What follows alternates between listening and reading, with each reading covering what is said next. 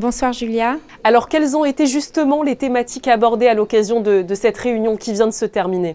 Les thématiques étaient celles qui ont été sélectionnées par l'ECRI à la suite du rapport relatif à la principauté de Monaco qu'ils ont rendu en juin 2022. Et les thématiques sélectionnées étaient plus particulièrement les politiques d'inclusion, qui concernaient donc les personnes LGBTI, les personnes étrangères en principauté de Monaco, et également la situation de l'organisme de promotion de l'égalité à Monaco, qui est donc le Haut Commissariat, et également le sujet de la lutte contre les discours de haine, notamment en ligne. Ce rendez-vous était en quelque sorte une manière pour le Conseil de l'Europe de prendre le pouls sur la situation actuelle en principauté, c'est bien ça ?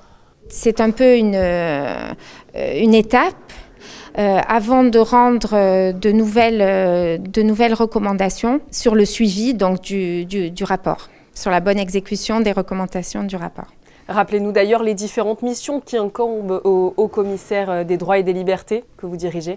Nos missions sont la lutte contre les discriminations. C'est d'ailleurs pour cela que l'ECRI nous a demandé de co-organiser cet événement.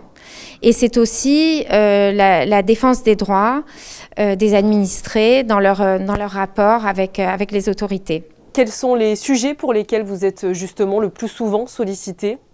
En ce qui concerne la lutte contre les discriminations, ce sont les questions de santé, les questions de sexe, les questions d'origine. Voilà, ce sont les trois principales et après tous les autres sujets se répartissent à peu près de manière égale.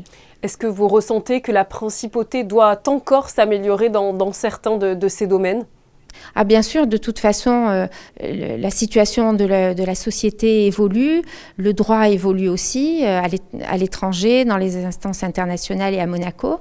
Donc en fait, c'est une adaptation qui est constante, mais je pense que les institutions monégasques ont tout à fait les capacités de s'y adapter, et le type d'exercice que nous avons réalisé aujourd'hui est un bon exemple de ce qui peut être fait.